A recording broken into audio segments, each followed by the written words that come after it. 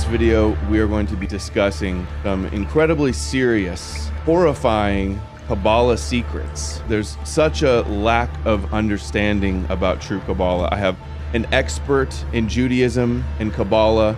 This research he has compiled in this is astounding. He has the most knowledge about Kabbalah, I think maybe more than any Gentile of all time, unless there's somebody else out there that I need to be referred to. And it's such a disappointment that so many other people in alt media, so many other people out there that aren't talking about this, aren't talking about Kabbalah. So I appreciate you for being here. Thank you so much. It was a very generous introduction. I hope I can live up to it. So I've been doing so much reading on related books. Can you think of another expert that's, besides rabbis, there's hardly even really any knowledgeable critics out there that know about Kabbalah.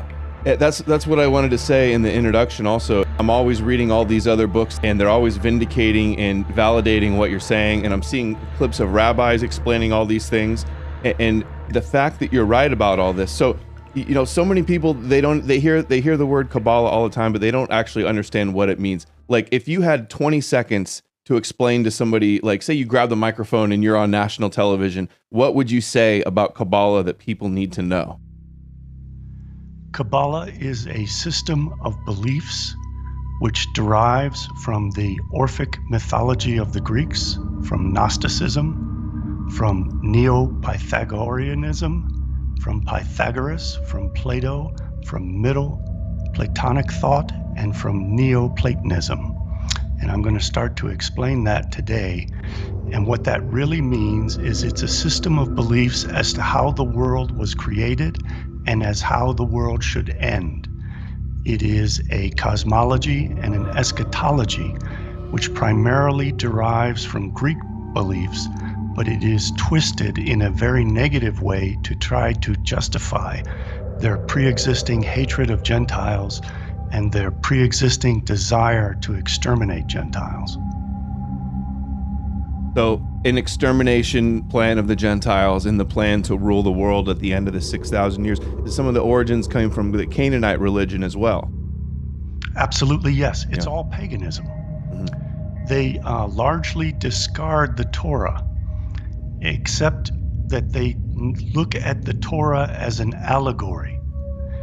There was a Jew named Philo the Jew of Alexandria, Egypt. And at the time that he lived, which is the lifetime of Christ, Alexandria was the largest Jewish community in the world, larger than Jerusalem, much larger. And it housed most of the Jewish intellectuals. And Philo the Jew incorporated Canaanite religion, the oral traditions of the Jews, and Platonic philosophy in an environment where Neo-Pythagoreanism and Middle Platonism were thriving. And he utilized the Torah as an allegory, just as Jacob and Esau represent Jews and Gentiles. He went through the Torah again and again and said that it was an allegory to these Greek ideas. Tohu and Tikkun is vitally important to what I'm going to be discussing today. It's directly to creation and the destruction of the present world that we live in, and the creation of the Gentiles and the ultimate destruction, annihilation, genocide of the Gentiles. Yeah, I was going to say, I wanted to specifically get into Tohu and Bohu, Tikkun Olam, and then most importantly, the symbolism of the shells and the husks of the Kelly pot and what that means, and what that symbolism, the implications of that symbolism are for the non-Jews. But to get there, you have to kind of explain like the whole creation story, you know, summarize it at least, if you could, wherever you want to start off the top of your head. You have an image of the reverse, the backside of an American dollar bill? Yeah, it's up. Okay. If you look to your left, you'll see a pyramid. And the capstone on that pyramid is an eye emanating light. I'm going to go back to the Greeks now and back to Alexandria and this climate where we have Neo-Pythagoreanism and Middle Platonism and Philo, and explain what all this symbolism means, because it relates directly to what you just put up about Tohu, Bohu, and Tikkun Olam. The eye on the top signifies the one, which is known as the monad in Greek and the Ein Sof in Kabbalah. You'll notice that it is emanating rays of light. Those are the emanations of the one which produce being. The remainder of the pyramid is produced by the emanations of those rays of light in a hierarchy of being. Now, the one is got several attributes. It is perfect unity, meaning it has no parts. It is not differentiated. It is eternal, meaning that it does not change or exist in temporal time. It is ultimate goodness. It is only good. And it is composed purely of light. And you will notice that this pyramid is made of layers. Those layers represent the emanations that pass from the top towards the bottom. Remember that emanation relates to descent down the hierarchy of being. And in the Greek system, the first thing to descend as an emanation is called nous. And that means mind or intelligence, and it contains the logos and the demiurge. The nous then emanates the world soul. And the world soul, the nous, and the one, they are referred to as the hypostases. The proto-theos is the first God, the one. The deuteros theos is the second God, or the nous. And then we have the world soul. The important thing to note right now is that as these emanations pass down towards the bottom, they become further and further differentiated into more and more parts. We see that the one is breaking apart, and the light of the one is breaking apart, and that will ultimately produce sparks. We also should note that the chain of being then passes from the world soul to the lesser gods below it, the angels and demons below the lesser gods, and then human beings to animals, to plants, to rocks and minerals. And bear in mind that this is a constant descent, getting further and further away from God as the emanations proceed down their chain. At the very bottom, at the foundation, we see what the Greeks referred to as matter. Remember the attributes of God. God is eternal, God is unity, God is good, God is light, God is undivided, He exists in eternal time. Matter is exactly the opposite. Now, matter is what the Jews call tohu and bohu in the first paragraph of Genesis. And in the Greek conception, it is a pre-existing substratum, which in and of itself is nothingness, what the Kabbalists would refer to as a non-entity. This matter is pure evil. It is absolute darkness. It is the furthest distance from God that one can get, and it is non-being. And that is the realm of the Gentiles. So the Jews view themselves as the capstone of the pyramid, as the one, and they view Gentiles as matter, as non-being, pure darkness, pure evil, ever-changing. And they believe that they can use kind of a black magic on Gentiles to completely convert them into this matter of nothingness and thereby make them cease to exist. Kabbalah is based almost entirely on this Neoplatonic conception that the one emanates its light and that those emanations continue down the chain of the Sephirot, you can see that on the tree of life, those lines going between the Sephirah, from Keter to Chokhmah to Binah, etc., all the way down to Malkut. And that is the descent of the emanations. Now remember that this descent makes things more divided, more changing, more evil, and further from God. There is an opposite route that goes back up to God, and that is the route which the Greeks referred to as epistrophe. An epistrophe is descent. Now in Genesis chapter 28, verses 10 through 19, it discusses Jacob's ladder. Now, as I said, Kabbalah takes the stories of the Old Testament and of the Torah specifically as allegories. And this allegory of Jacob's ladder is the ascent of the angels up and down the ladder to the gates of heaven, as well as the descent down the ladder to the gates of hell. And you'll notice in this picture, again, we have the one as a body of light like the sun emanating its rays of light. And as the emanations proceed downwards, they approach the darkness of matter, and they start to separate further and further, creating more and more differentiation. And you can see that they break down into sparks, and that those sparks become greater in number, less significant, and more shrouded in evil darkness as we proceed toward the base of the hierarchy of being. Now, the Kabbalists view themselves as wanting to engage in epistrophe. They want the ascent up the ladder towards the one. And Kabbalists practice the old ancient belief of the mystics and in mysticism that there can be an ecstatic reunion with the one.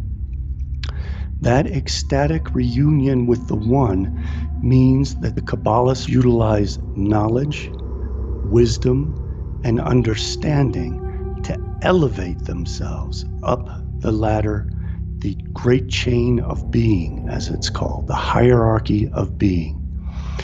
And by doing that, they lose their sense of self.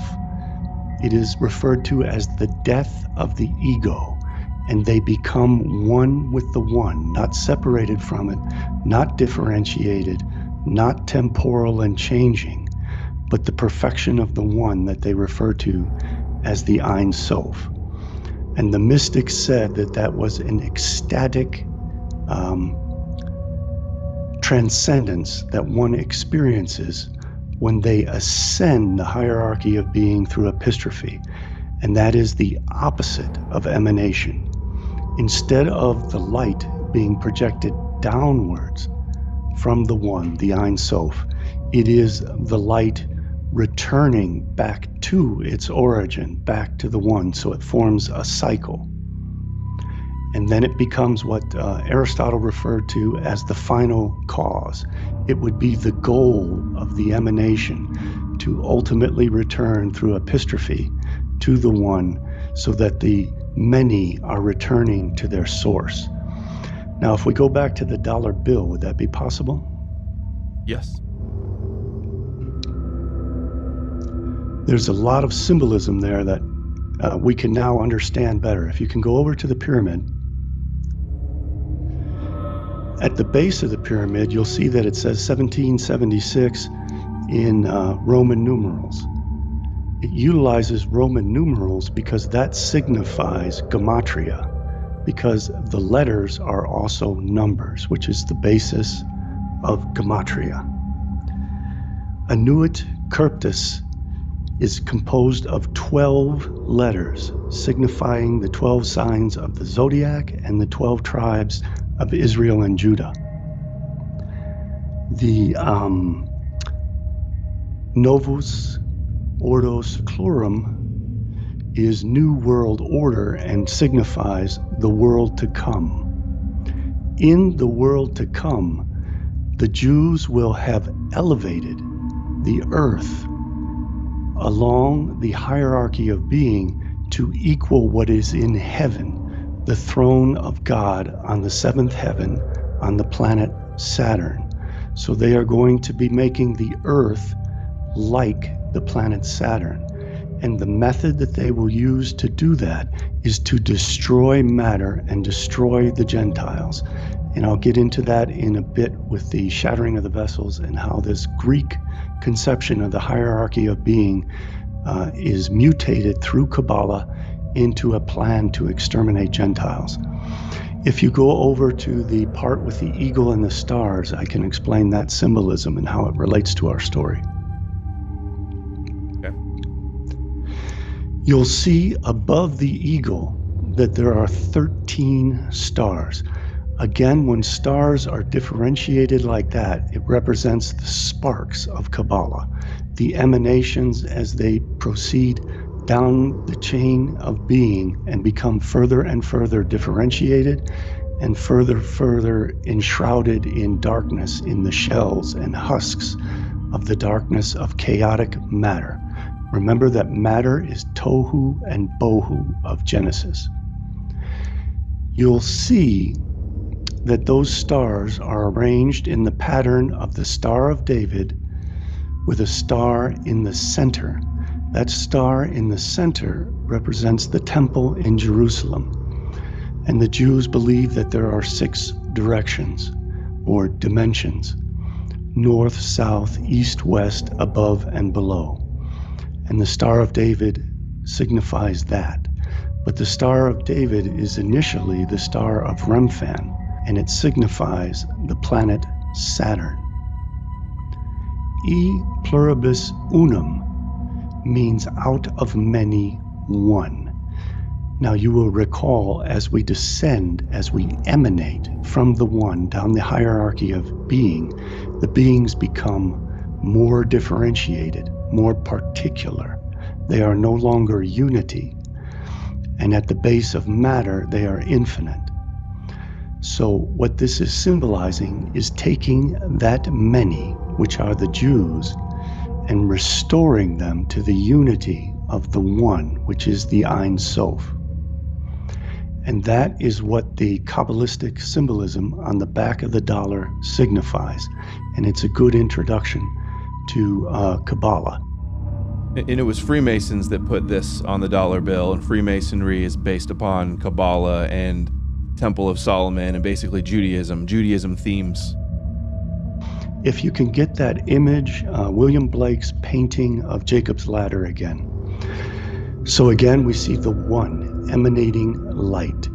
Going down the hierarchy is emanation. Going up the hierarchy is epistrophe, rising. E. Michael Jones would refer to it as the rising of the Logos. That means that the little seeds of the Logos, which contains the divine plan and the forms in the form of logoi spermatikoi, which means seeds of the Logos, go down.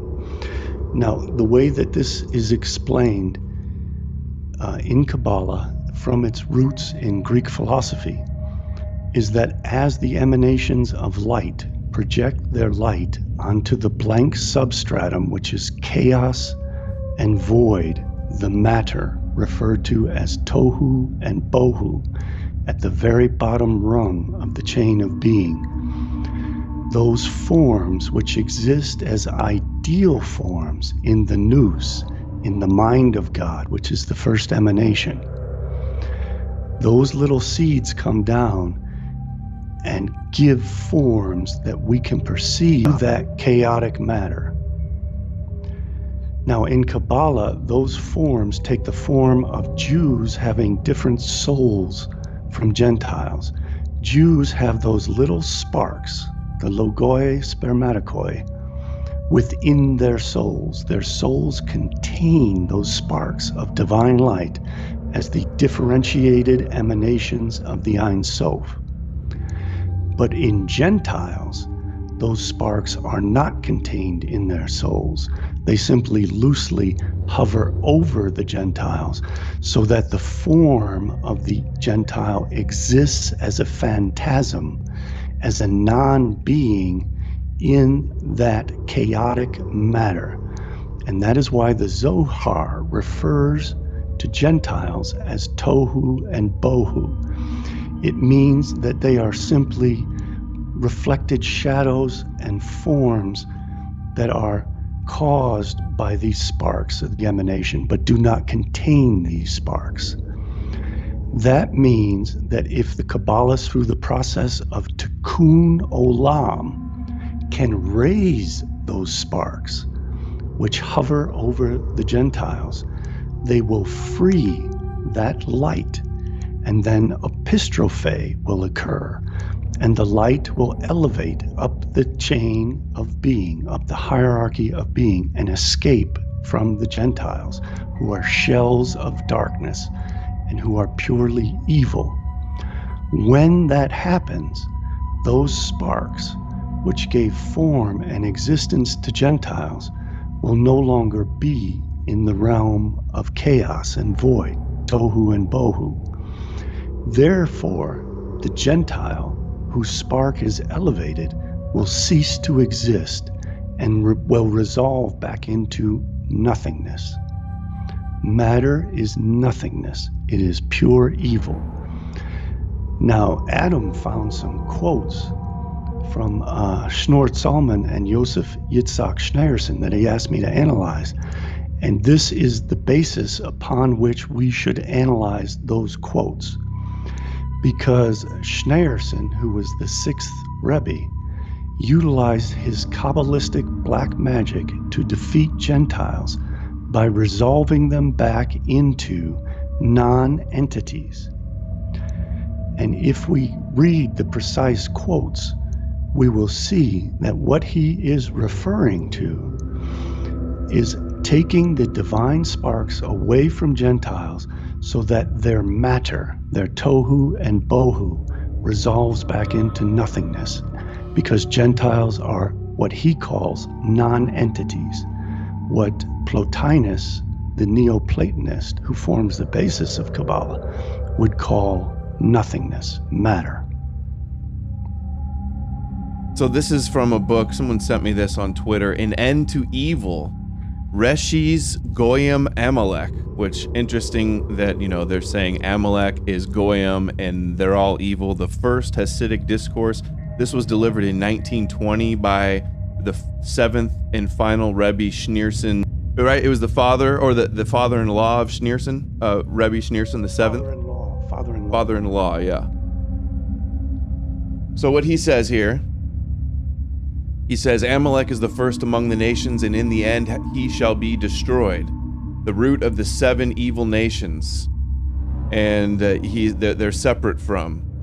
It says, the same is also true, though keeping in mind the distinction between holiness and its opposite, with the other side on the tree of life, with regard to the forces of unholiness, which are collectively termed Kelipa. Amalek, personifying the toughest Kelipa, is the spiritual source and root of all those nations, yet he is distinct from them. So all the nations, they say, are basically Amalek or Edom. The conclusion of the above verse, and in the end he shall be destroyed, seems to imply that the Kelipa of Amalek contains no element that can be salvaged by means of the divine service called beririum, the sifting and refining of the material by elevating the divine sparks embedded within it. The Kelipa of Amalek, so it would appear, cannot be rehabilitated into something positive and thereby brought to a state of rectification, tikkun. Rather, the only rectification of Amalek is its utter eradication and destruction. This is hinted at in the verse, and in the end he shall be destroyed. Amalek's consummation is its destruction. Comments? So what that is saying, remember, tikkun is the ascent up the ladder of the hierarchy of being. So by raising the sparks, you are now depriving matter, chaos, of those sparks. So it is the end of Gentiles, because the ideal forms will no longer be presented to matter, so the creation of the Gentiles will be destroyed. And the end times and tikkun is the process, the inversion of emanation. It is ascending the ladder and not descending the ladder. And in that story of Jacob's ladder, the angels are ascending and descending. Descending is falling. So what the Rebbe is calling for is for Gentiles to continue to fall until they are eradicated, while at the same time the earth and the Jews are raised up, ascend the ladder towards the source of the light, and become rectified and redeemed in that process, as Gentiles are destroyed in that process. And it says that they are non-entities in here as well. That is a reference to Gentiles as being what the Greeks called matter, nothingness. Now let's start to get into the cosmology of Kabbalah, and then we'll end up at the eschatology of Kabbalah. So we're going to get into the creation myth. And in that cosmology, again, it mirrors the Greeks, that there was a pre-existing chaos and void, which is called tohu and bohu in the Torah. Now, this is a system of pantheism in both the Greek and Kabbalah, because what happens is the Ein Sof, which is the one in the Greek, in the Kabbalistic system, contracts itself. Remember that it is perfect unity, light, eternity, undifferentiated. So in order to create beings, there has to become the particular. There has to become differentiation, a multitude of things. And there has to be a space and a time in which these things can take form and in which they can change, because again, the one is eternal. There is no change within it. So the Ein Sof, as its first act of love, contracts itself. And this creates an emptiness, a chaos, and a void into which it then emanates the first emanation of the tree of life, Keter, Adam Kadmon. And this emanation of light then projects its light to the next emanation, Chokhmah, which then projects its light to Binah, and so on, all the way down. And as it descends, it gets further and further from God. But the Kabbalistic system deviates a little bit from Plotinus' system at this point. And this is all an innovation by Isaac Luria, which is most certainly based on Neoplatonism and the emanation theories of the Gnostics, of the Neo-Pythagoreans, and of the Middle and Neoplatonics. Now, what Luria said, so that he could get around this idea of this pre-existing chaos which exists in Genesis and which mirrors the Greek, especially in Plato's Timaeus, which is the substratum of matter, which is purely evil and has no forms until the demiurge takes the forms from the mind of the one and imposes them as light on this darkness to give them forms. Think of it this way. If you take a light and you shine it on this primordial matter, which is chaos, these ideal forms which exist in the mind of God take on somewhat corrupted and less ideal forms, but they become something in this darkness, and they turn non-being into being. But if you remove the light, that immediately again returns to darkness. And that's what the Jews want to do to Gentiles. They want to turn off the light that was turned on to this chaotic darkness and restore it back to chaotic darkness for Gentiles. Well, they themselves, elevate their sparks back towards higher levels of this emanation. And they also want to lift the world up the level of being so that it matches the seventh heaven and the throne of God on the planet Saturn. So that is why Tikkun Olam is always talking about elevating the sparks and releasing the divine sparks from the darkness.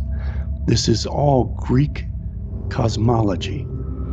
And what they are doing is now they are saying the end times are approaching. So we have to reverse the process of emanation. For the Kabbalists, the angels are no longer going to be walking down Jacob's ladder. They are going to be ascending Jacob's ladder. Now there is a bridge that exists in Kabbalah, which also existed in Plato's Timaeus. Plato called it the Great Divide between the divine realm, where the one and the nous existed, and then the lower realms of the gods and created beings and the intermediary beings going down towards matter. Jacob's ladder is considered a bridge that crosses this great divide. And in Kabbalah, there is a hidden 11th Sephirah known as Dayat. And Dayat means knowledge. So the Kabbalists believe that with knowledge, they can cross over this bridge from the lower 7 emanations into the higher 3 emanations. So we have out of the many returning to the one. And that's vitally important to understand. And again, we have to look to the Torah as an allegory.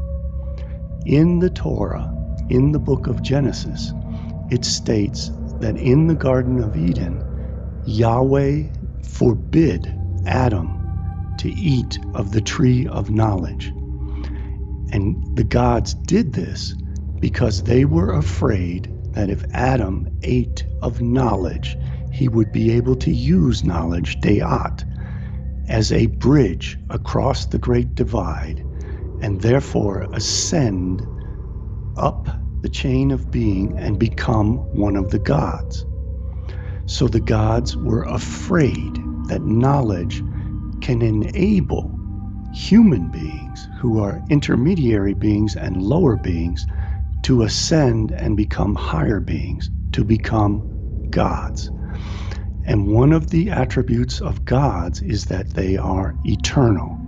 So knowledge becomes the tree of life, and the Torah is the source of this knowledge, and the Torah is referred to by Kabbalists as the tree of life. And you would think that it would be called the tree of knowledge, but it's not, because knowledge creates divinity and causes one to ascend the hierarchy of being so that it thereby becomes the tree of life. So this is vitally important to understanding the Kabbalistic agenda, because just as the gods tried to prevent mankind from eating of knowledge and gaining Dayat so it could cross the bridge over the great divide between the realm of the divine and the realm of the mundane, the Kabbalists tried to prevent Gentiles from gaining knowledge.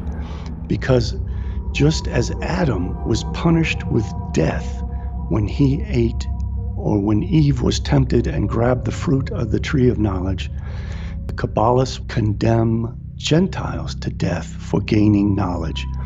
In the Babylonian Talmud, Folio 59a, which states that any Gentile who gets the knowledge of the Torah deserves death.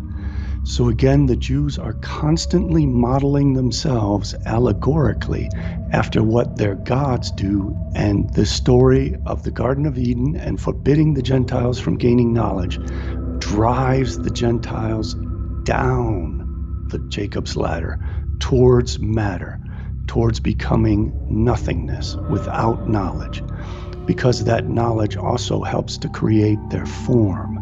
So if they are deprived of knowledge, they will descend down into nothingness. If the Kabbalists consume knowledge and safeguard knowledge just as their gods did, then they will ascend Jacob's ladder and return to the first one emanating all of the light. This story is repeated in the story of the Tower of Babel. Again, the Tower of Babel is ascending towards a higher state of being and entering into the realm of the One. It becomes Jacob's ladder, allowing all of humanity to ascend to the gods and cross over the great divide. It becomes the bridge, the dayat of knowledge.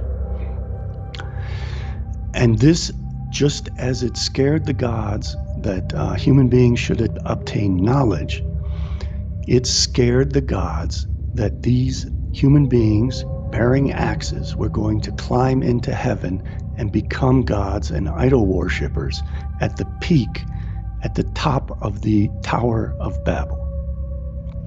This is very important to understand because we are being persecuted in the exact same way allegorically. Because what the gods did to prevent this unity of humanity, at the time all human beings spoke the same language, which means that they shared their knowledge and they were able to pass along knowledge to one another and to their children so that knowledge would not have to be regained in every generation.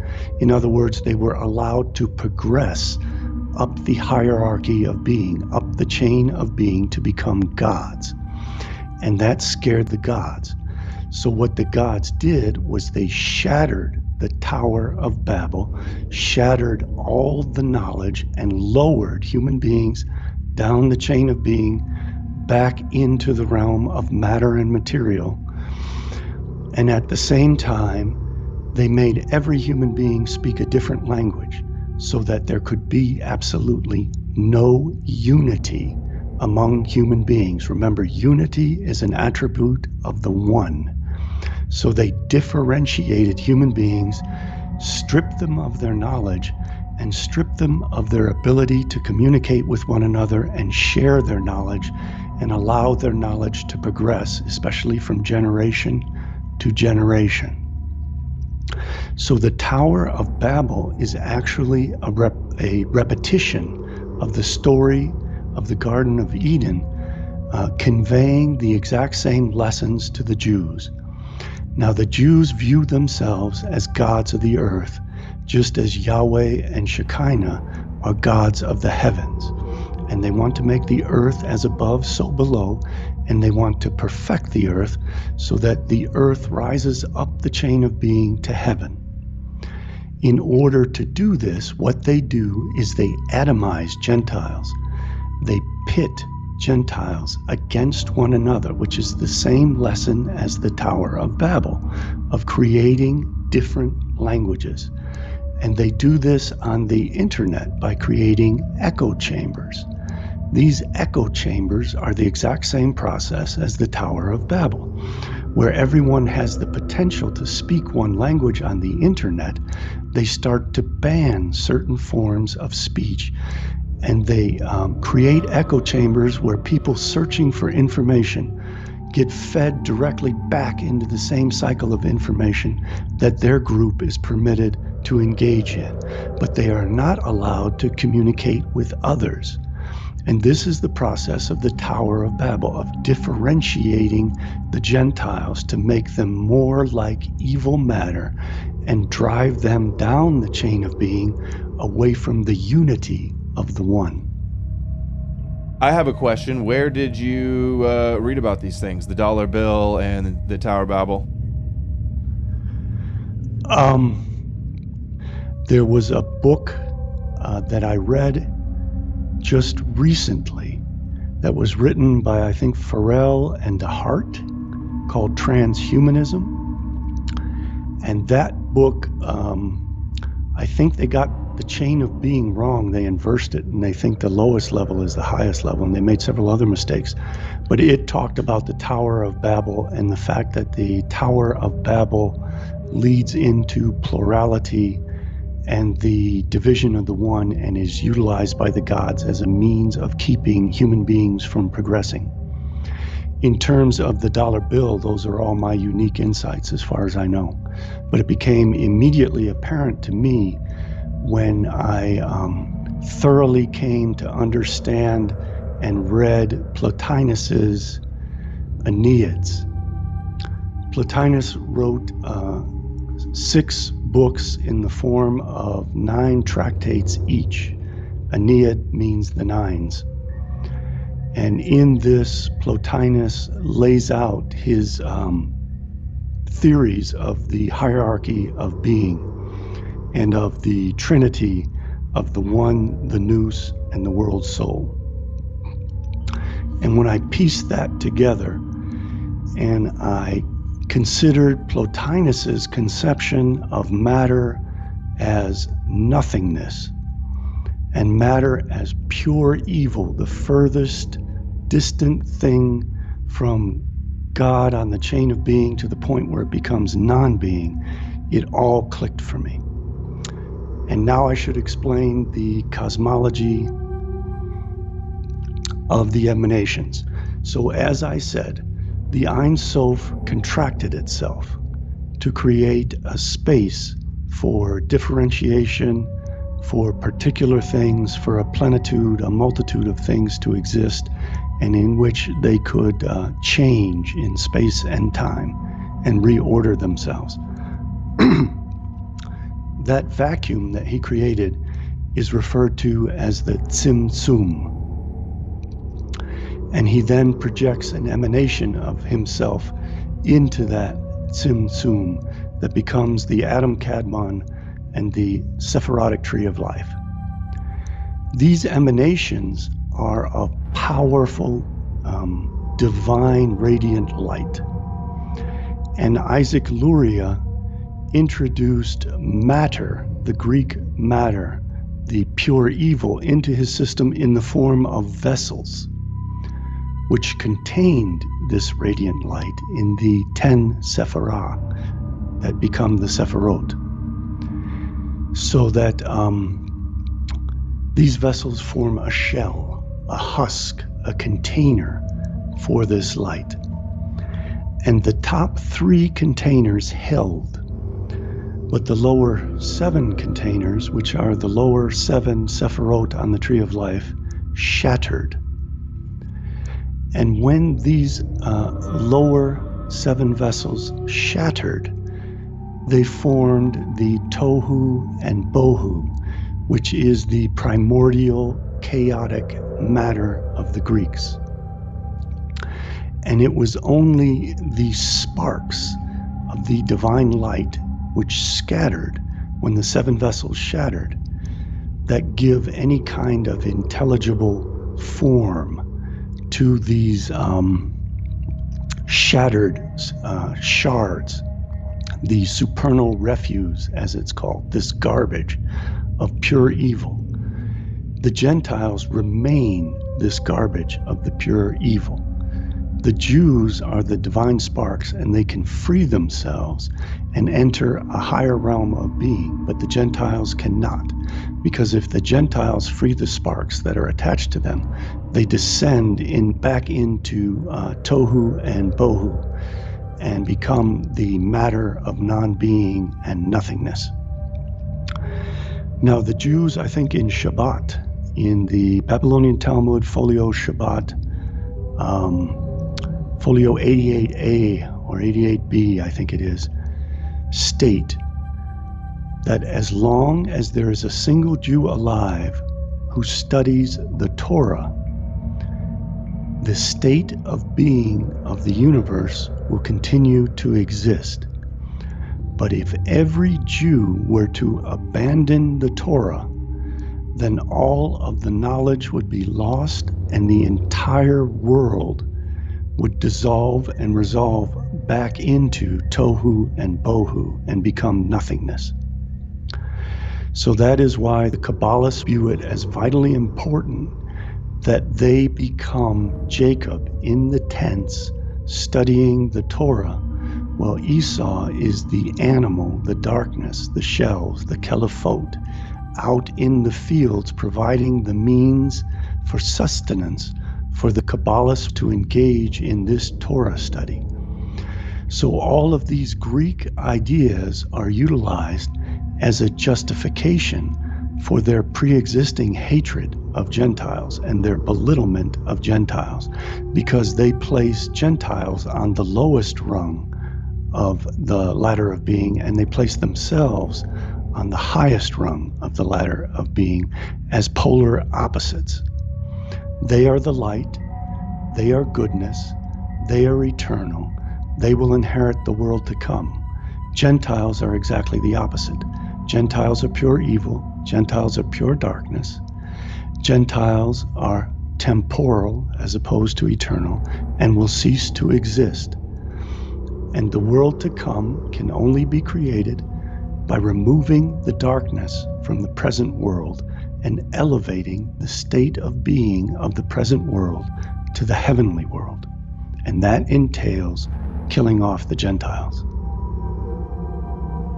Just wanted to show something real quick here. This is the Megillah 6a. It's the Talmud. It says, God said to him, Esau is wicked. Isaac said to God, yet will he not learn righteousness? Just like we read earlier, can Amalek be rehabilitated? They say, there is no one who can find merit in him. God said to him, in the land of uprightness, he will deal wrongfully. So he'll be an idol worshiper in the world to come, and that's not allowed. Meaning that he is destined to destroy Israel. Isaac said to God, if that is so, that he is that wicked, he will not behold the majesty of the Lord. This concept that Esau hates Jacob, we are genetically predisposed to anti-Semitism because we're jealous and mad that they stole the birthright. So they believe that, and then at the same time, they also teach in the Talmud. Can I interject a few insights into that last passage, because I think it's significant. Yes. Well, if go ahead. Can back up and show it. He will not behold the majesty of the Lord. That is the ecstatic reunion with the One that the mystics had long before Talmud and Kabbalah came into existence. That is elevation. That is epistrophe, ascent up to the higher planes and up to this ecstatic reunion with God.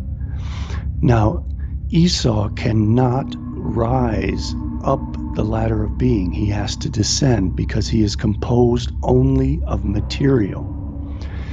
In theology, we have three basic theories in Christianity and Judaism, Gnosticism, and Platonic thought.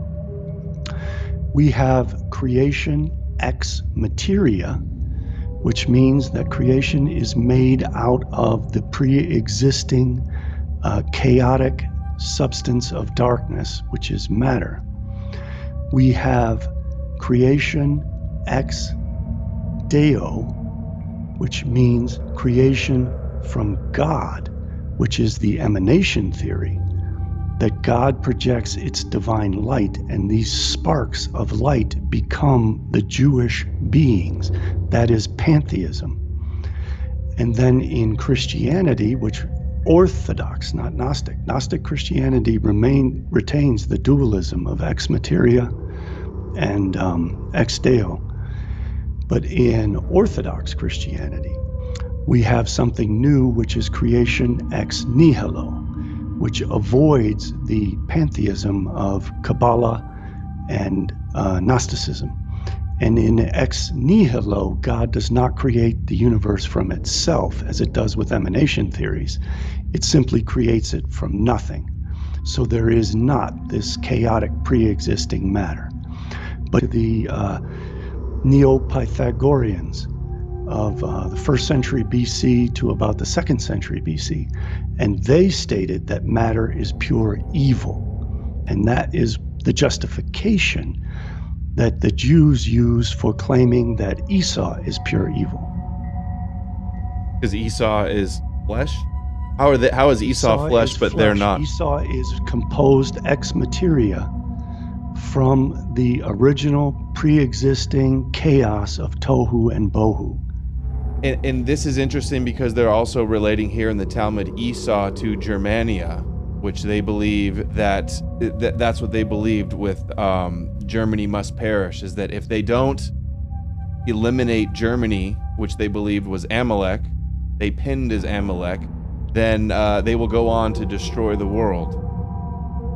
So, right. The world will resolve back into tohu and bohu. If the Gentiles continue to exist past this 6,000-year limitation Kabbalists have imposed on themselves to complete the work of Tikkun Olam, of restoring the Holy One. Do you see how it says Isaac said before the Holy One? Mm-hmm. That equates to the one, the monad of the Greeks. So they become elevated. Again, we are going from the particular towards the ultimate unity. It is the experience of losing oneself, the death of the ego, abandoning the conception that human Jewish souls are separate. They believe that all of their souls come from what the Greeks called the world soul, which they call Shekinah. That is why we see all these New Age philosophical systems trying to tell us that we are all one soul and we should unite. That is the root of all these Kabbalistic beliefs, is the Greek conception of the world soul that creates the finite soul, and that we have to be selfless and abandon our sense of individuality and differentiation so that we can experience the orgasmic, ecstatic experiencing of the loss of self and becoming one with the one. And what does it mean to be cut off and the world to come and the shells of darkness? Can you get in a little bit more of that? How is the shells of darkness story meaning the elimination of the Gentiles? The shells of darkness were formed when those 10 vessels were created by the Ein Sof to contain the powerful radiating light of the emanations. The lower 7 of those vessels shattered, and they created the materia, matter. They created what Kabbalah refers to as Kelephot or Klipot. Those are the shells. That is the chaotic matter, which is pure darkness, the exact opposite of the One, the Holy One. It is pure darkness. It is temporal. It is ephemeral. It is constantly changing, and it only takes form when the emanations of the divine sparks shine upon it. But in taking form, it forms shells, husks, which hide the ideal forms and therefore corrupt them and introduce evil to them. So it is the mission of the Jews to separate these divine sparks from the shattered vessels, which turned into shells and husks, concealing these divine sparks, and freeing these divine sparks so that they can be elevated and climb up Jacob's ladder towards the gates of heaven. It is the process of creating the ascent. And we have to look at this as a constant cyclical flow. They are constantly driving the Gentiles down because they believe that the Gentiles are demons and shells. They are driving it down the chain of being, the hierarchy of being, towards raw matter. Well, they are lifting the Kabbalists up the chain of being by freeing the sparks from this matter. And in terms of Greek thought, what they're doing is freeing the emanation through allowing it to have knowledge and allowing it to have wisdom and understanding, which elevates the light back to its source. And they drive the Gentiles down by depriving them of knowledge and this light.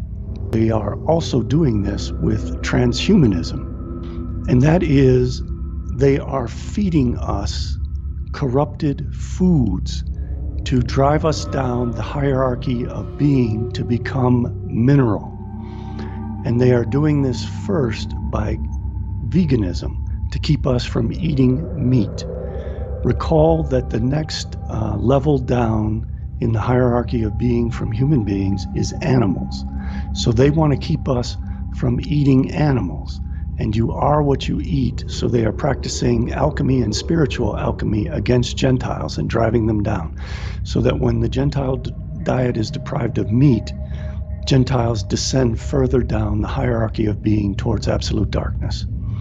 They next have corrupted plants with GMOs and fertilizers, which are composed of minerals.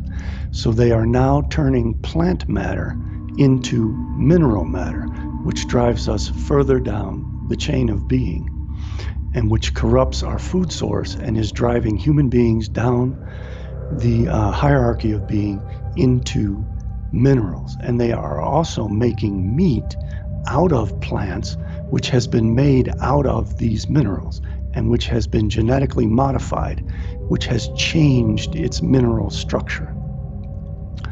So all of these attacks on the Gentiles are meant to lower the status of our being down the hierarchy of being into becoming the purity of the Caliphate, which is darkness, and at the same time removing any trace of the light that shines from the sparks that hover above us from us, so that we become nothingness. And that is what the Rebbe is referring to when he says the Gentiles are non-entities. And what he's really saying is that the forms of Gentiles are only phantasms, are only ghosts, which appear to the Jews but are not real being. And they only appear to the Jews because there are lingering sparks of the emanations that are shining on these shells of material, of matter, of darkness.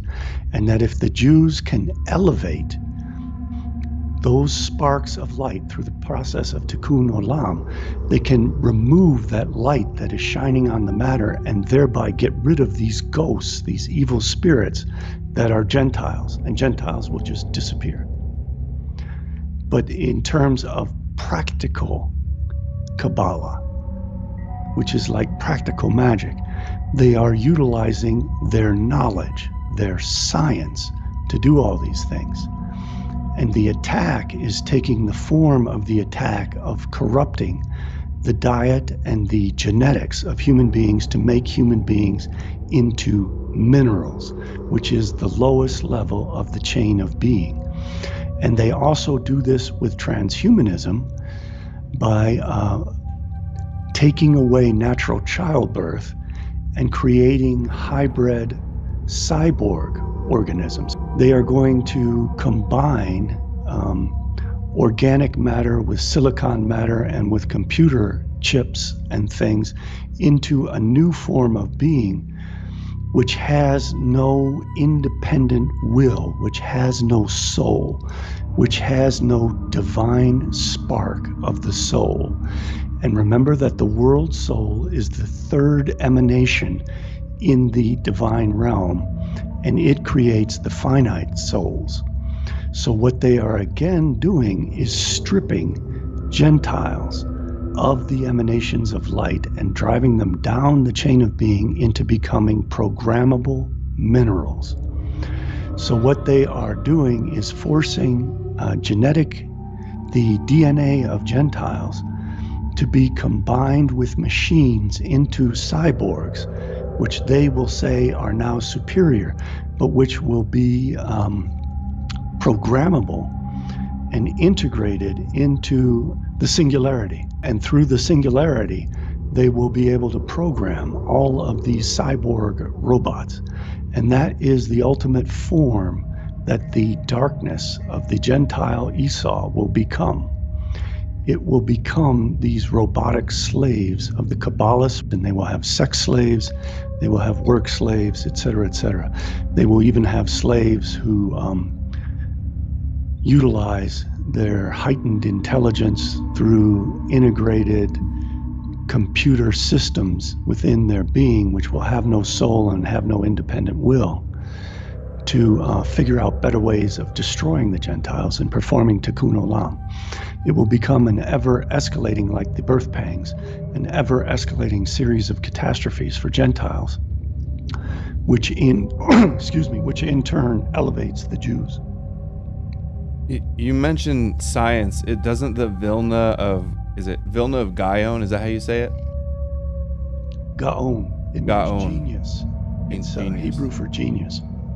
Didn't he say that something about like the 600 or the 999 steps to Moshiach will be Moshiach ben Yosef of science or something like that? Yes, it's all Moshiach ben Yosef will take the form of science, which again is the idea that knowledge makes human beings like the gods and elevates them up the chain of being. This is already enabling the Kabbalists to breed their 600,000 twin souls in new androgynous bodies. The Jews believe that Adam Ahelion, their Adam, which is different from Adam Belial, which is the material satanic Samael and Satan, creator of the Gentiles, they have God as their creator, and they are the result of the emanations of the light. They believe that there were 600,000 souls in Adam that composed all of the souls of the Jews. Now, this is repeated in the Torah in many places, especially in the story of the Exodus, where Moses takes 600 Jewish males out of Egypt. Those 600 Jewish males that he took out of Egypt are the half souls of the 600,000 Jewish twin souls that were contained in Adam. The Jews believe that they have to return themselves to androgynes because they believe that the unity, remember the one, the unity is perfection, is only attained when male and female are one, in one androgynous form.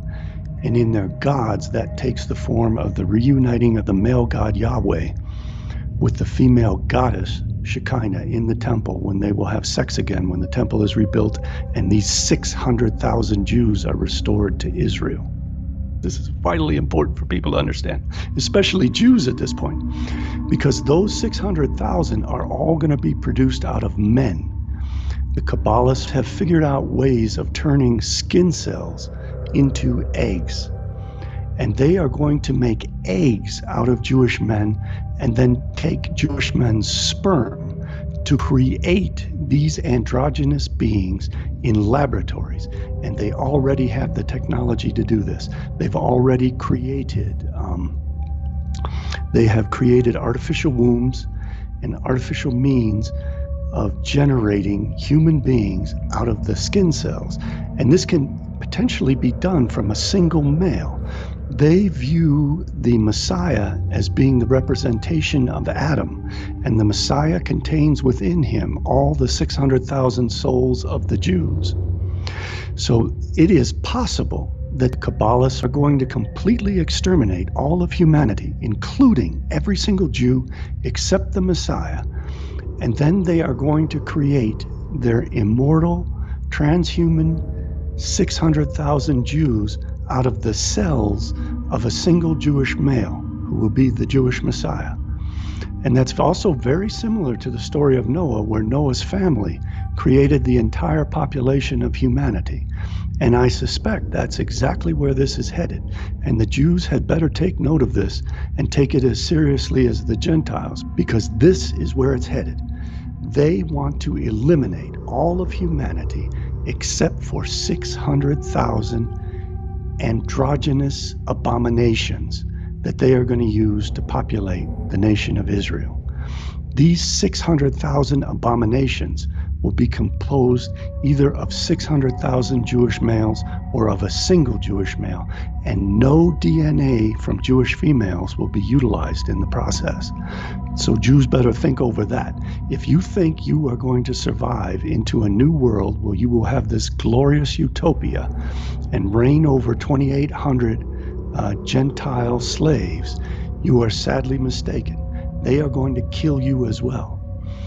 And another little bit of information I'd like to give to the Jewish community, especially the Kabbalists who are plotting the destruction of the Gentiles, is the fact that I don't think any of the Ashkenazi Jews are going to be included in these 600,000 Jews. Even if they decide to make 600,000 Jewish souls out of 600,000 Jewish males, those 600,000 Jewish males are all going to be from the Sephardim. They are not going to tolerate any convert blood. But isn't this Chabad belief, and isn't Chabad largely Ashkenazi? Yes, Chabad is heading itself into a trap. I'm certain of it. The trap of who? The trap of the Sephardim. Sephardi Kabbalists? Absolutely, yes. The Sephardic Kabbalists who formed the Dernmei and followed Shabbatai Tzvi were always opposed by the Gaon of Vilna, who represented the Mishnagdim. And the Hasidic Jews were duped into becoming the Frankists of the Shabbatai Tzvi movement, the Jews of Poland and Galicia, etc., and Romania and that whole area. The Ashkenazi Jews were duped into becoming Zoharites and abandoning the Torah and doing the exact opposite of the Torah by the Sephardic Jews of the converts of Shabbatai Tzvi. Now, the Gaon of Vilna understood this, and he opposed it. But the Gaon of Vilna interpreted Kabbalah in the exact same way, that there are 600,000 Jewish souls. That's why the Gaon of Vilna said that Israel has to be founded by 600,000 Jews. But genius that he was, I don't think he ever realized that their ultimate plan was to kill off the Ashkenazim, as they did in the Holocaust to some extent, in favor, and use the Ashkenazim in the same way they utilize Gentiles to create a future world in which there will only be 600,000 Sephardim. I can't prove all that at this point, other than proving it as a logical conclusion based upon the premises a priori. I can't prove it a posteriori. To do that, I'll have to find some document plotting that, or we'll have to wait and see what happens. But based upon the way that they are engineering the technology, which has become the evil serpent and the Moshiach ben Joseph, and the Gaon of Vilna understood this very well. This is the opening of the gates of wisdom in the year 1840. This is a part of that change in the last 400 years and the 999 steps which proceed, which are described in the Zohar. The rainbow appears with its 7 colors. And those 7 colors represent the prism of the pure light of the one that separates into the spectrum of the rainbow, the 7 colors. That's how we get back to the rainbow of Noah when mankind is recreated through one family. This is a repetition of the same allegorical stories of the Torah over and over again. That is what we're going to see when we get to the eschatology of Kabbalah, the end times. In the end times, we will again see a projection of the white light of the one through the prism of Dayat, through the prism of knowledge, into the spectrum of the 7 colors. And that's why we see the Noahide flag, the 7 colors of the flag of Noah, represented everywhere, because we're going to experience another flood of another kind, which will reformulate humanity. And it is going to reformulate humanity exclusively into 600,000 androgyne abominations that will be created in laboratories in Israel. And they have the technology as we speak now in Israel to do it. Why have they developed this technology, and why does it fit exactly with what the Kabbalah state should be the eschatological end of the world for the world to come, I find it difficult to believe it's a coincidence. And Jewish people are under the same threat as Gentiles, especially the Ashkenazim. To play devil's advocate, what would you say to people who claim that, like, this is just, fringe radical rabbis that don't have any power or influence to carry out this agenda? I would say that the rabbis carrying out this agenda are most strongly represented by Chabad Lubavitch, which directly controlled through his family, Donald Trump, controlled Vladimir Putin through his personal rabbi, Beryl Lazar, and control Benjamin Netanyahu through his personal connection to the seventh and final Rebbe who was considered the Messiah, Menachem Mendel Schneerson, and through the Likud party, which is controlled by Chabad Lubavitch. So we see that these people control directly the three most important and powerful people in the world for a period of 4 years. They have no less control over Joe Biden. Similar control through his vice president, whose husband is Jewish and believes in Tikkun Olam, which is what this is all about, and through a man named Ron Klein, Klain, who is Biden's Kushner. I'd say also that the top sages and the top rabbis in the Jewish community definitely have some level of influence over the Jewish billionaires as well that are so influential. Oh, absolutely. The top Jewish bankers are all Kabbalists. The Rothschild family derive from Talmudic scholars and Kabbalists. It is a Kabbalistic agenda. And in what I said before, I also want to point out that it is true that many Jews are not aware of all this and are not participating in all of this. And I am appealing to them to utilize their finances and their power to end all of this. And I am letting them know, out of my love for them, that this is a plan for their destruction as well as mine and as well as of all the Gentiles. The Jews are going to go down hard in the end times, the same as the Gentiles, all except for these 600,000 androgynes they're going to create. Can you talk a little bit about the 6,000 years and the 6 days of creation and what year we're in now and what that means, and how they're prepping for the end times, like the Sabbath and Shabbos Goys? A little bit on that, please. Yes. The Jews believe that the 7-day week is in fact a representation of 7,000 years. In Psalms, it states, or is it Proverbs? It states that 1 day is for the Lord 1,000 years. So that they believe that the inception of the creation of Adam starts their calendar. And that the first 2,000 years of their calendar was from Adam to Abraham and the age of the patriarchs. And that the next 2,000 years was from Abraham to Jesus, which was the age of Aries. The first age was Taurus, the golden calf, the bull, which gives rise to Aries, the goat, the sheep, the ram's horn, and the Jews. That gives way to Pisces, which is the age of Christianity. And in their scheme, it's really 2,150 years, I believe, but they calculate it as 2,000-year periods of each of these ages of the zodiac. Remember that the world of the material is created with temporal time, and that temporal time is cyclical, and the zodiac has 12 signs. And we run through the zodiacs in this 6,000-year period. This 6,000-year period is the period that begins with the emanations of Adam Kadmon. Again, this is all taken by the adepts, the ones who really know Kabbalah. They don't literally think it was the beginning of creation. They see it as an allegory of the beginning of civilization.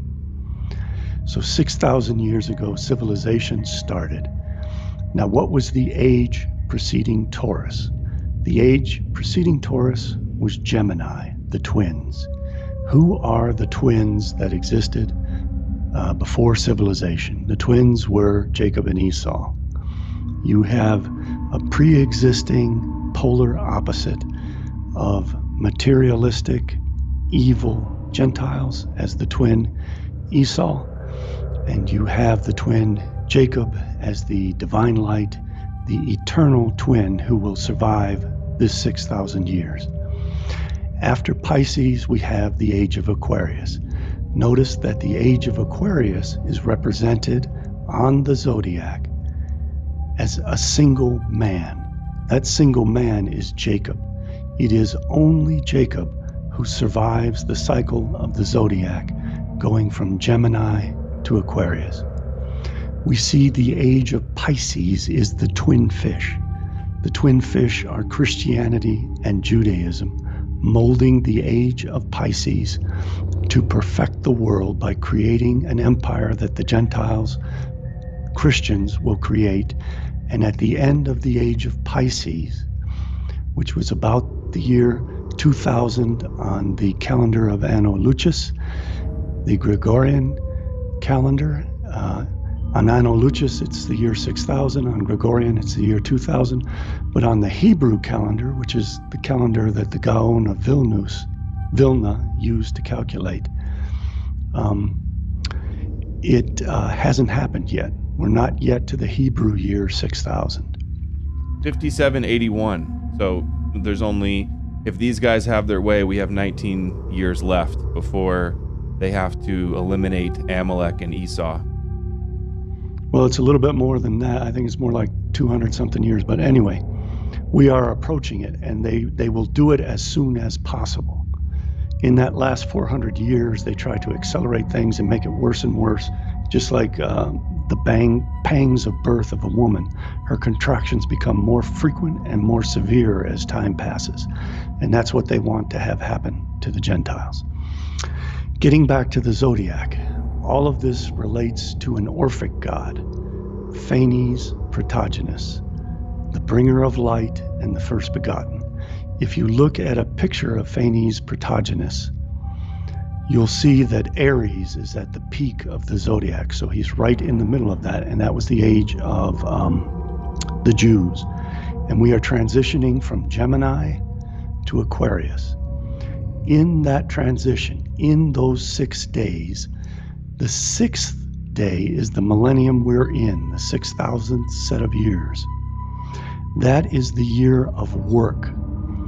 Because the Kabbalists must rest on the 7th day, the Sabbath, they have to do all kinds of preparations on the 6th day, the day before the Sabbath, which is what we're in.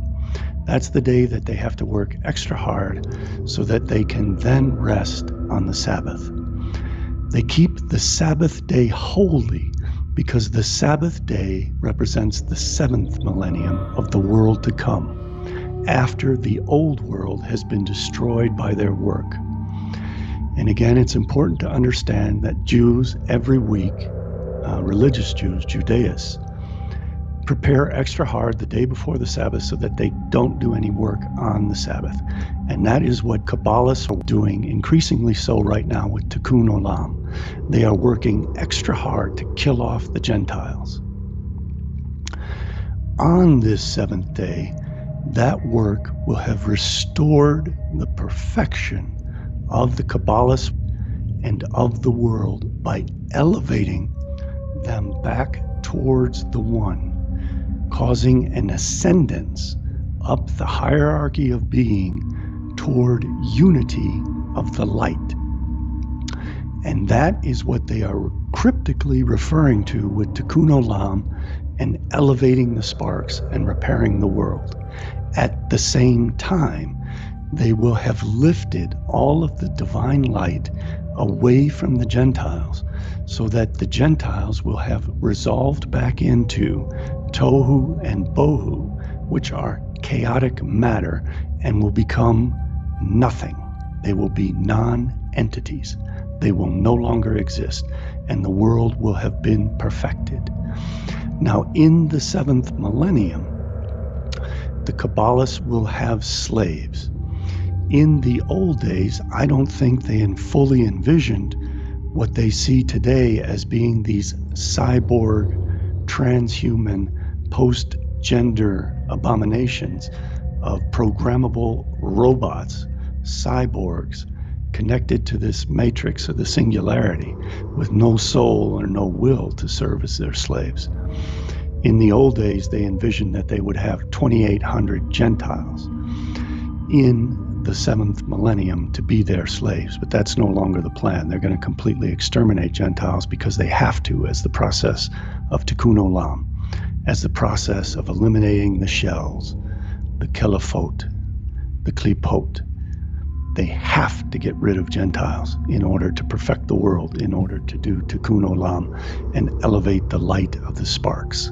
They do Tikkun Olam by observing the 613 mitzvahs, and 3 of those are about destroying, cutting off the seed of Amalek and the memory of Amalek. And Amalek, it's anybody that doesn't believe they're chosen. It's conflated to mean all Gentiles. It's conflated to mean Esau. They say it's a descendant of Esau and just like Esau. So even just that's another example of the extermination, annihilation of Esau and Amalek in the end times. Absolutely, and it is specified in the Zohar that Amalek is tohu and bohu, meaning material chaos. So the process by which they engage in these mitzvot is removing the light, removing knowledge from Gentiles, atomizing Gentiles like the Tower of Babel, separating Gentiles so that they cannot unite against the Kabbalists, just as they pit Christians and Muslims against one another. That is the same thing that happened with the Tower of Babel. So they are stripping Gentiles of knowledge as they themselves acquire the technology and knowledge which makes them rise the chain of being to become gods, to cross over the bridge, the Dayat of knowledge, from the mundane realm to the heavenly realm. Now, in terms of Shabbos Goyim, Shabbos refers to Shabbat. Shabbat is a reference to the planet Saturn, the 7th heaven, the throne of God. In Hagigah, in the Talmud, it specifies that God's throne is in the 7th heaven, which is the planet Saturn. That is where we get the name Saturday, Saturn's day, Chronos, Saturn.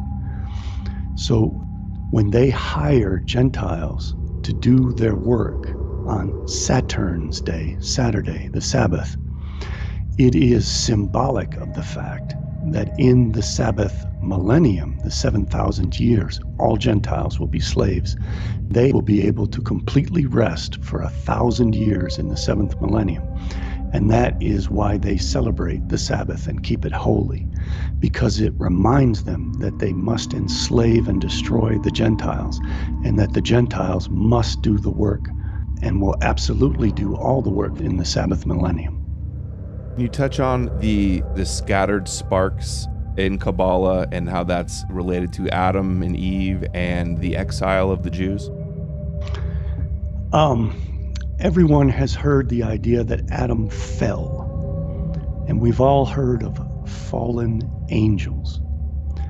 The idea of the fall is this idea of the descent, of getting further and further away from God as the emanations proceed down the chain of being.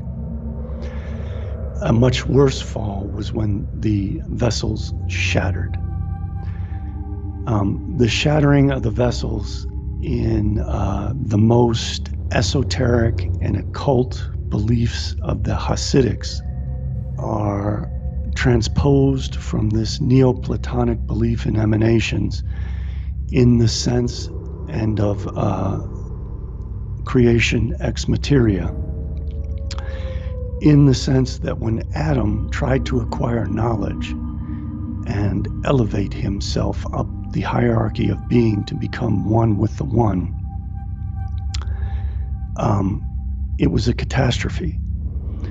And it was the catastrophe which separated Shekinah from Yahweh.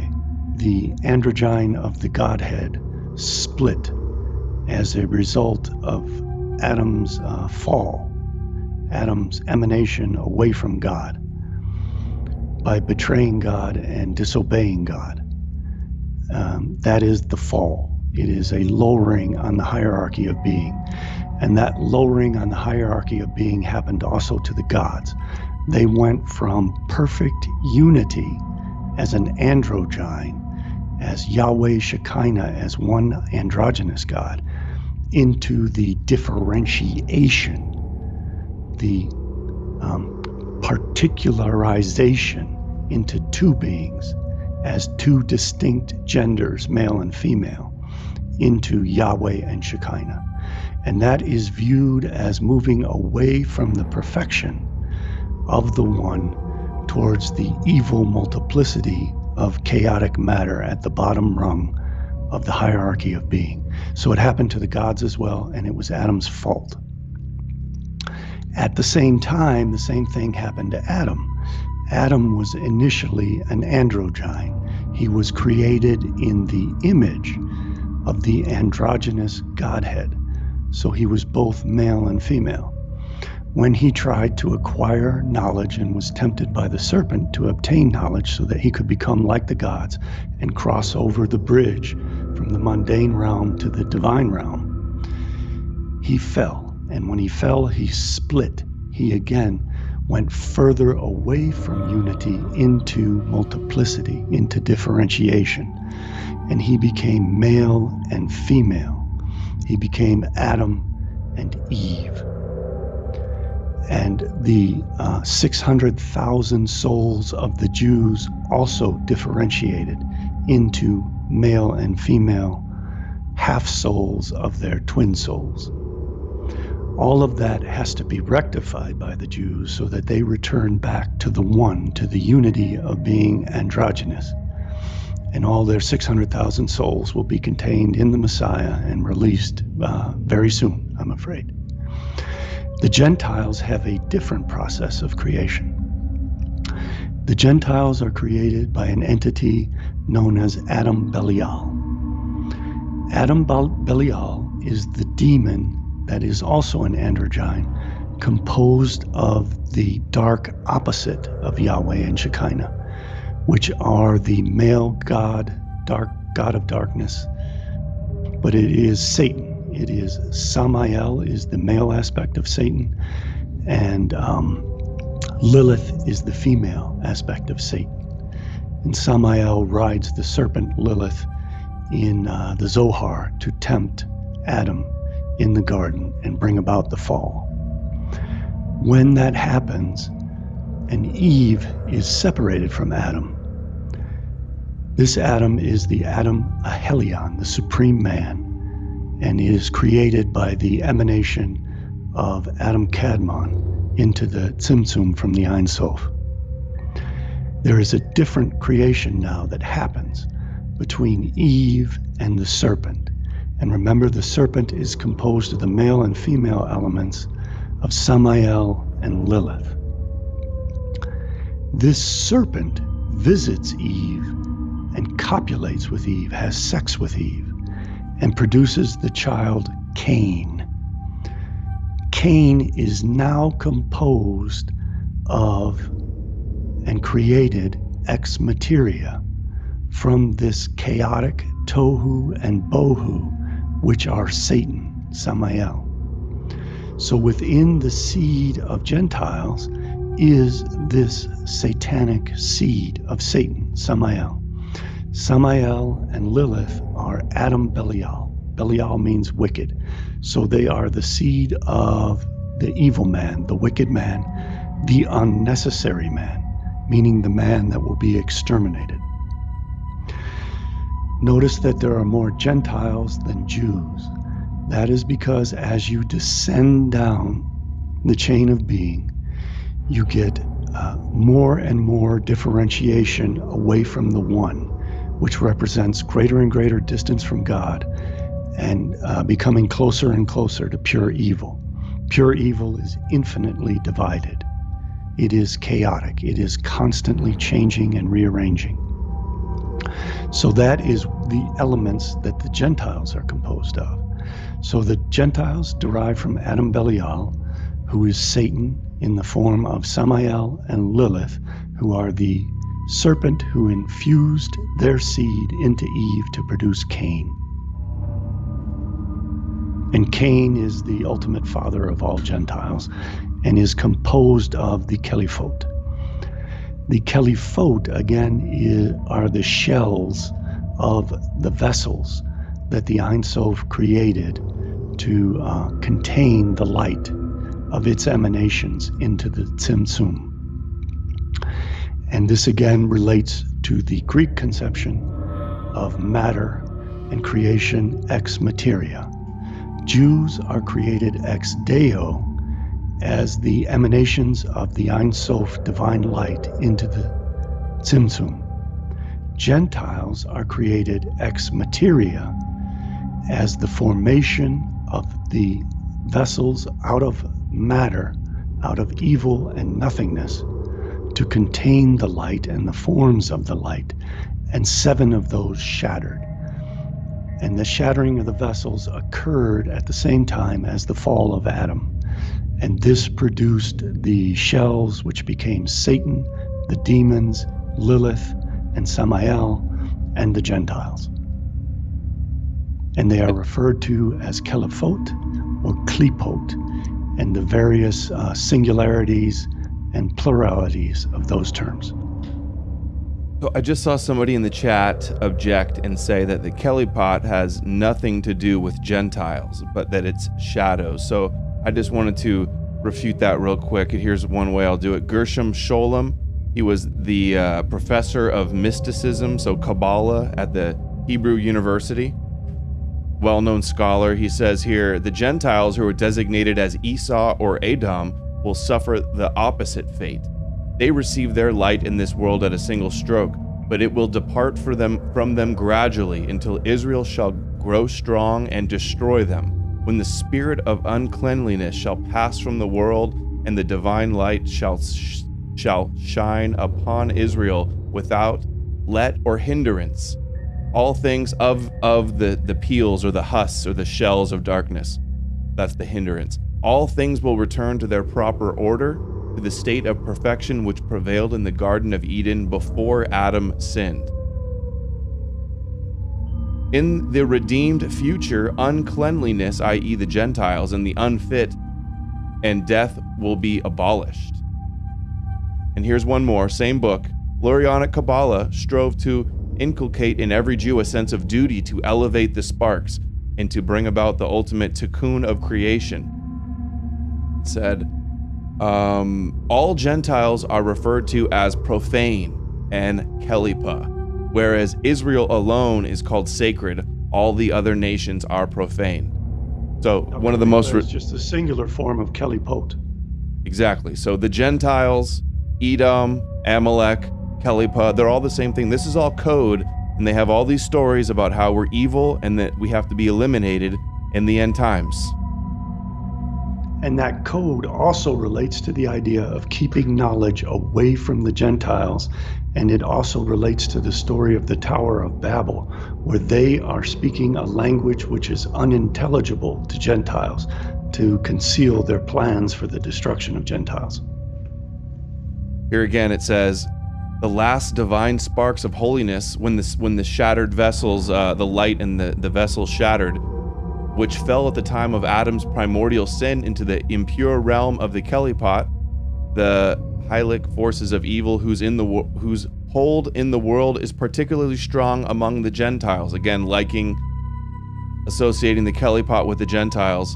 So the scattering of the light. To note the phrase "have not been gathered back again to their source." Yeah. So we are going from the one to from the many back to the one. We are ascending the hierarchy of being, which is on the back of the dollar bill. E pluribus unum, out of many one. So the Jews are being restored to the one, while the Gentiles are being scattered and destroyed to become nothingness, and to descend through the gates of impurity into the realm of the Kelipat. This is explained in the clip with Rabbi Laitman, where he says that they are the aliens of light from another dimension that are here and have to connect with one another to lift each other up. Exactly. They are higher beings. They are intermediary beings that are higher on the hierarchy of being and will become higher still as they elevate the sparks of their divine emanation. And just as Adam and Eve sinned and were kicked out of the Garden of Eden, and in the creation Kabbalah story, the shattered vessels, the light scattered, the Jews were scattered into exile, and they have to return and be lifted up and return back and destroy the Gentiles. Absolutely. It is a process of losing the self to restore the unity of the one. Collecting the sparks of Shekinah, which is the Jews, from the Hus, the Gentiles, in which they are held captive, as in captivity and exile, by the dark power or the other demonic side, which is in Lurianic Kabbalah is the Gentiles, the other side of the tree of life, the three satanic spheres. Better than the tree of life, think of the hierarchy of being. At the top, you have God. At the bottom, you have Satan. That's the real other side. And here also, Israel's exile is not a consequence of its sin at all, but it is rather part of a plan designed to bring about the destruction of the Kelipat all over the world. That means the extermination of the Gentiles. The kingdoms of evil, or the Gentile nations, will collapse of itself, for its existence is made possible only by the divine sparks in its midst. So the world only exists because of the Jews. That's that teaching. See, that what you said is true, but what it means in terms of what I'm explaining is that the divine sparks are like the logoi spermatikoi. They are Plato's ideal forms that have been brought down to the material of matter at the lowest rung of the hierarchy of being. And these ideal forms, though they are corrupted, create the forms that we perceive. Now, by taking away the knowledge that the Jews have, and by taking away these divine sparks which scattered from the emanations when the vessel shattered, what they are doing is removing any connection to the ideal forms in the mind of God to matter. And in so doing, they are restoring matter to its primordial existence as nothing, complete chaos and void, which is nothing. So by stripping Gentiles of knowledge, they are casting Gentiles into hell and non-existence. You, a couple times, you don't mean to, but you have referred to the Jews as the scattering of the vessels. What the Jews are the scattering of the sparks that occurred when the vessel shattered. The Gentiles are the scattering of the vessels. They are the materia. The Jews are the light, the divine emanation. My mistake. No problem. I'm sure that's what you intended, but... And then now, here's just a little bit from, check this out. This is Tanya Part 1. The souls of the people of... by Shneur Zalman, the first Rebbe. Yes, this is written by the first Chabad Lubavitch, Rabbi Shneur Zalman, in 1745 or 1812, the founder of Chabad Lubavitch. Look at what he has to say. The souls of the people of the world, however, emanate from the other unclean Kelipat, which contain no good whatsoever. Okay, I guess this refutes. See how the guy lies in the chat and says that we're wrong? Founder of Chabad confirms what we're saying. This means they want to eliminate all the Gentiles from the world to come. And people are going, why are you talking about this in the chat? They don't understand the significance and the implications of this. Well, I wish they would ask questions instead of making false assertions. And this passage in the Tanya is also vicious and stating that everything that Gentiles do, which is actually good, is actually evil. because Gentiles come from the other side, the opposite end of the spectrum of the hierarchy of being. So even when Gentiles do good things, which are based on the ideal forms, the Kabbalists call it evil, because it has to be evil, because it derives from the klipot, the kelephot. They believe, they're so sick that they believe they can do evil and it's good, but then even when Gentiles do good or charity, it's out of selfish motivations, as it says here. Quote, the kindness of the peoples is sin, that all the charity and kindness done by the people of the world, that's the nations, the Goyim, is only for their self-glorification. That's what they think of us. That's a wonderful insight, Adam, that their dualism says that even when they do evil, it's for ultimate good. And even when Gentiles do good, it's for ultimate evil. Which is why they like Gentile anti-Semitism more than leaders that are good to Jews, actually. At least they have in times in history. Because it keeps the Jews separate. It keeps the evil darkness away from the Kabbalists. It keeps the uncleanliness away from the Kabbalists. And here's Zalman again. Gentile souls are of a completely different and inferior order, totally evil, no redeeming qualities whatsoever. Remember, we read the same thing about Amalek and his Kelly pot. This is the evil Samael, Satan, in their view, all Gentiles. And this is what all the Chabad Lubavitchers say. The difference between an Israelite soul and the soul of all non-Jews is bigger than a human soul compared to an animal soul. And of course, Jews or Gentiles come from the three satanic spheres, and the Jewish soul stems from holiness. Again, that is all distinguishing the Jews as being higher beings on the hierarchy of being. Let's just go end with a couple of these straight from the Zohar primary source documentation. Zohar 139b, by selling Jacob his birthright, Esau became a slave. Jacob knew that for one goat that the children of Israel sacrificed on Yom Kippur to his level, he became a slave to his descendants. This isn't just symbolic of evil inclination. This means nations and descendants. That means me and you. And will not accuse them. And because of the level of wisdom of Esau, Jacob dealt wisely with Esau everywhere, so that Esau was unable to rule and was submissive. Jacob was not defiled by him, but ruled over him. And it teaches them to be wolves among, or lions among sheep as well. And Obadiah and Micah. Jacob looked far. Go through like a lion among sheep and trodden down, or something like that is the line. And Esau is stubble that they're going to burn us as well. Another verse. Jacob looked far ahead and saved it to the end of days, where he would rule and Esau would be the servant. It's Hashem. Hashem is the evil one, according to them. Commentary on the Torah. Yeah. And it says here, Jacob put them aside for the end of days. It's all about them ruling over in the end of days. This is, Jacob humbled himself before Esau so that Esau should later become a servant. Let the nations serve you and bow down to you. It was not yet time for Jacob or Jews to rule over the Gentiles. Jacob left this to happen at a later time. All of the Zohar is just about ruling over us in the end of times. And this is a new one I found. Pesachim is the Talmud. They were entitled to three matters. The Jews needed to do three things: to eradicate the descendants of Esau, to construct the temple, and to name the Moshiach. Now, and that's also found in Sanhedrin 20b, where it names the three things that the Jews do when they return to Palestine. They must exterminate Amalek, they must build the temple, and they must anoint the king, and they're confused as to what order those things should happen.